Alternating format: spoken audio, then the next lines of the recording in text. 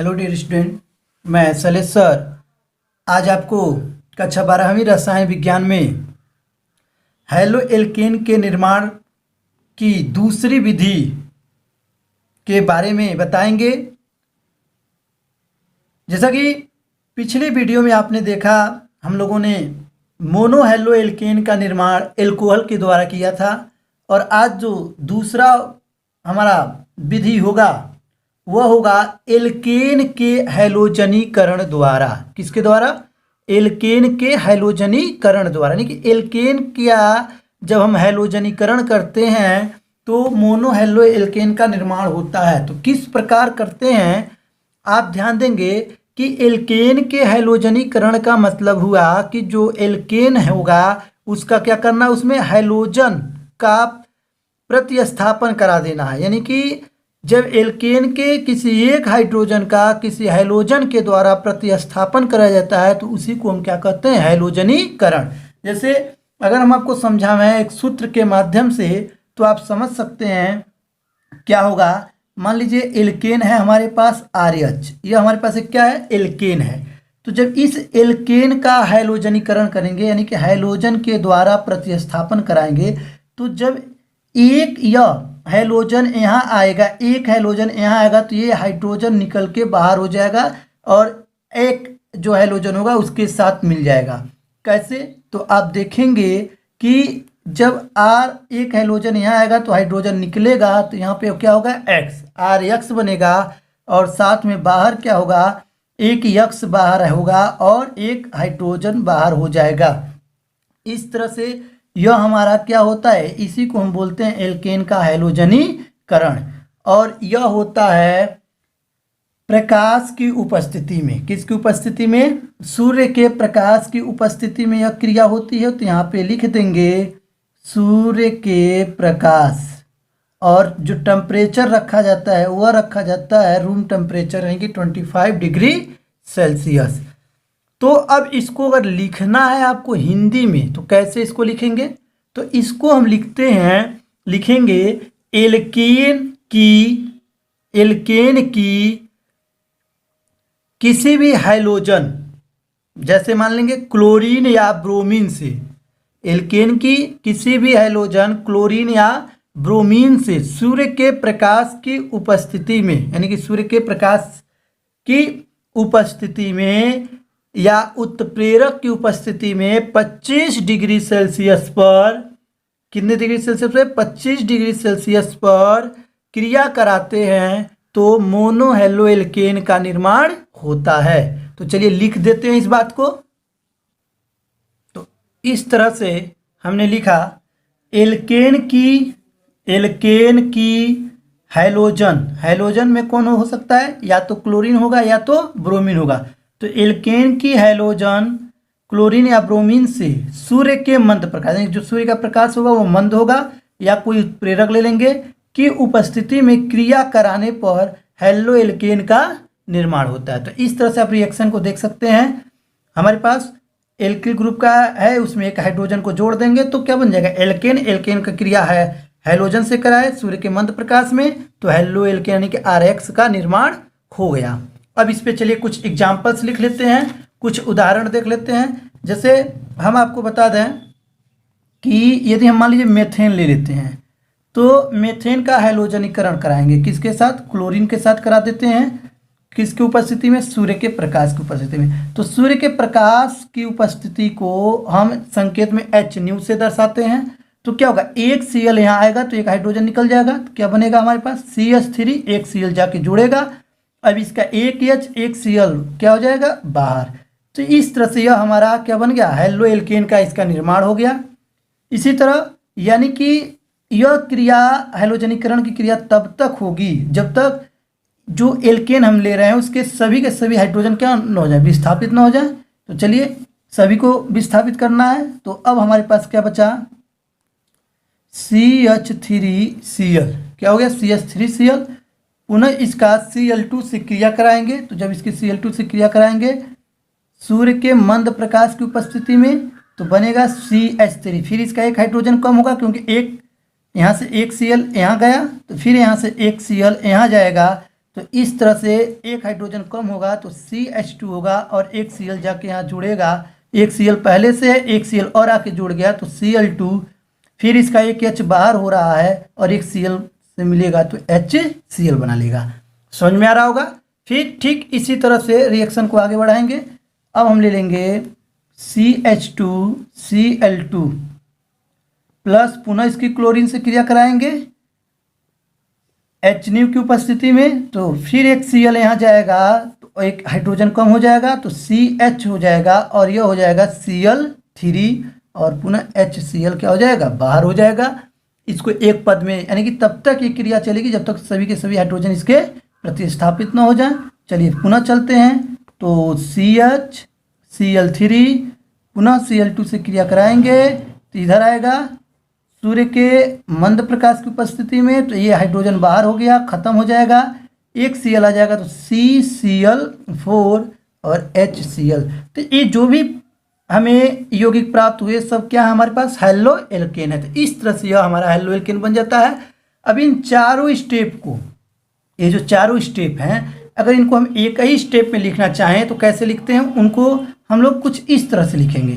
क्या करेंगे, या करके ऐसे भी आप लिख सकते हैं शॉर्ट में, यानी कि छोटा में CH4Cl2 गिब्स हो जाएगा सूर्य का प्रकाश, तो यहाँ HCl को बाहर कर दिए तो बचा CH3Cl, ये हो जाएगा।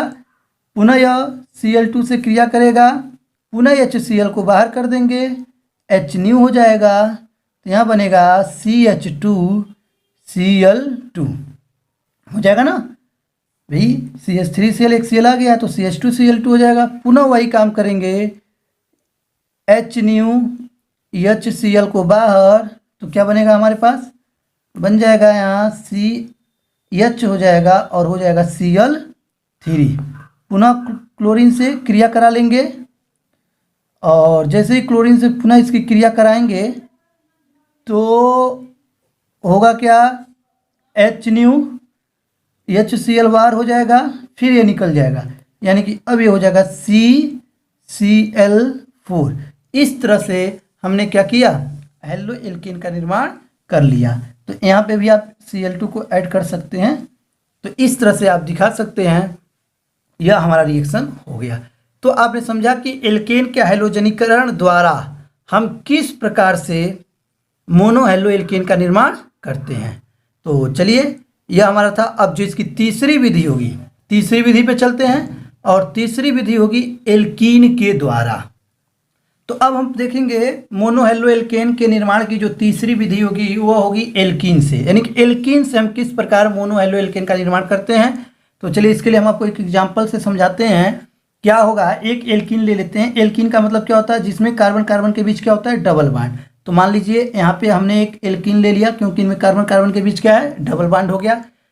तो हम कह सकते हैं जब किसी भी एल्कीन की क्रिया किसके साथ कराते हैं, हैलोजन हैलाइड के साथ। किसके साथ कराएंगे, हैलोजन हैलाइड। हैलोजन हैलाइड का मतलब क्या होगा, हाइड्रोजन होगा और एक हैलोजन होगा।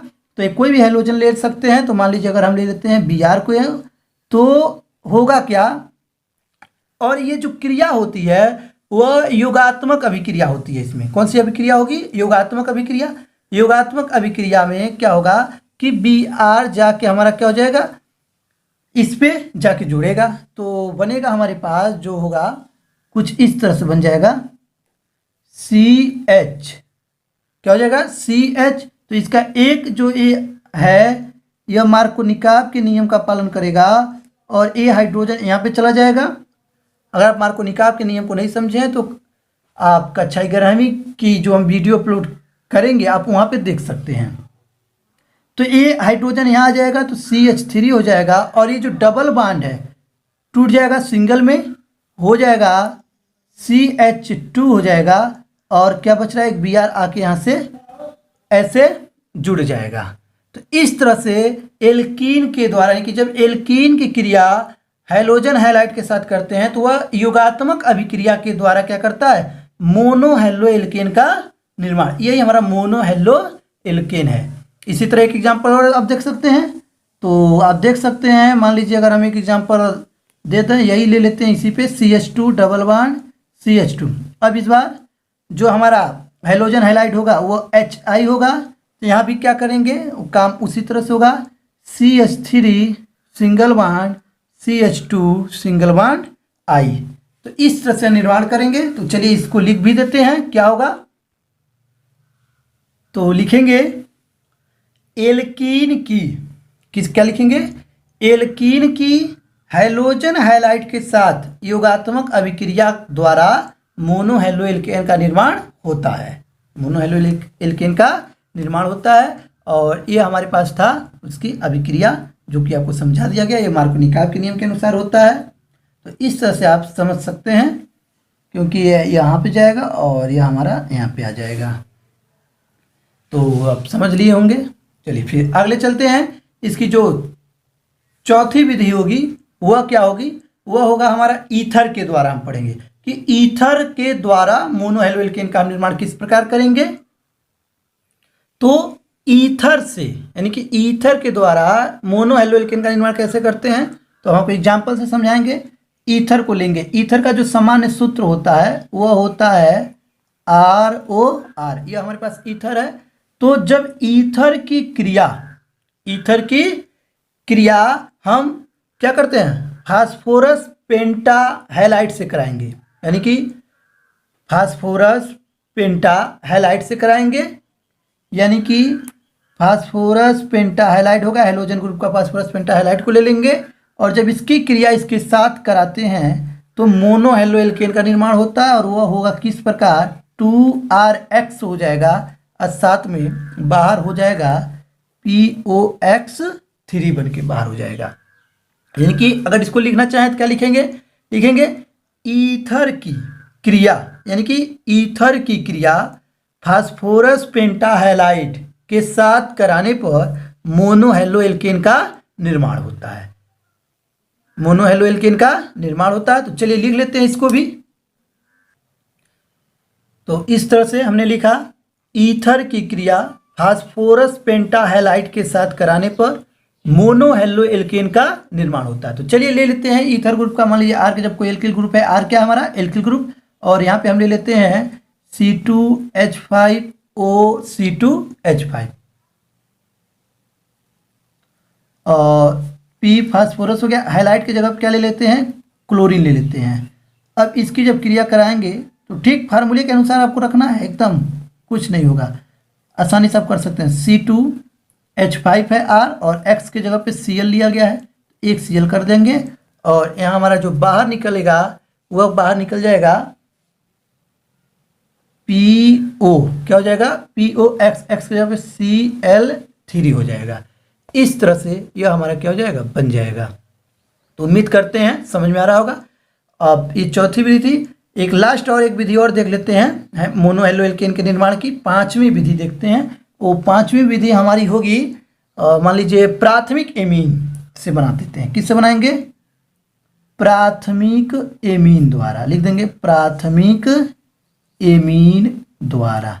तो प्राथमिक एमीन द्वारा मोनोहैलो एल्केन का निर्माण किस प्रकार करेंगे, अब आप इसको देखेंगे।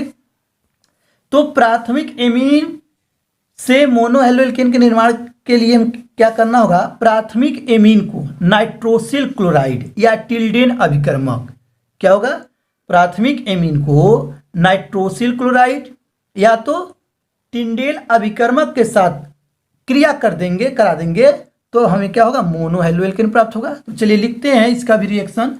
तो प्राथमिक एमीन ले लें। प्राथमिक एमीन का जो सामान्य सूत्र होता है वह होता है RNH2। इसको बोलते हैं प्राथमिक एमीन। क्या बोलते हैं, प्राथमिक एमीन। इसकी क्रिया हम कराते हैं नाइट्रोसिल क्लोराइड यानी कि NOCl के साथ। नाइट्रोसिल क्लोराइड हो गया, तो यह क्या बना देगा, मोनोहैलो एल्केन, यानी कि मोनोहैलो एल्केन का मतलब RCl बन जाएगा, और साथ में यह नाइट्रोजन गैस को बाहर कर देगा और जल को भी क्या कर देगा, बाहर कर देगा, इस तरह से। तो इसको भी अगर लिखना है तो लिखते हैं। तो इस तरह से हमने लिखा, प्राथमिक एमीन को नाइट्रोसिल क्लोराइड या टिल्डेन अभिकर्मक के साथ क्रिया कराने पर मोनोक्लोरो एल्केन यानी कि हेलो एल्केन बनता है। मोनोहैलो एल्केन का निर्माण होता है। चलिए एग्जांपल ले लेते हैं। R एल्किल ग्रुप है और एल्किल ग्रुप कोई भी ले सकते हैं। तो C2H5 NH2 यानी कि एथिलेमिन हो गया हमारे पास, नाइट्रोसिल क्लोराइड NOCl ही रहेगा। तो बन जाएगा R की जगह पे C2H5 को लिया गया, Cl हो जाएगा, प्लस नाइट्रोजन गैस बाहर हो जाएगा और साथ में जल भी क्या हो जाएगा, बाहर हो जाएगा। तो बच्चों इस तरह से हमने आज देखा मोनो हेलो एल्केन के निर्माण किस प्रकार किया जाता है, और हमने आपको 5 विधि बताई मोनो हेलो एल्केन के निर्माण की। तो आप इसको अच्छे से पढ़िए, साथ में नोट्स बनाते रहिए और एक एक रिएक्शन को, एक एक अभिक्रिया को आप अच्छे से तैयार करते चलिए। तो आज के लिए हम बस इतना करते हैं। अगले वीडियो में मिलेंगे मोनो हेलो एल्केन के रासायनिक गुण के साथ, यानी कि मोनो हेलो एल्केन के रासायनिक गुण के बारे में पढ़ेंगे हम लोग। तो आज के लिए बस इतना ही, फिर मिलते हैं अगले वीडियो में।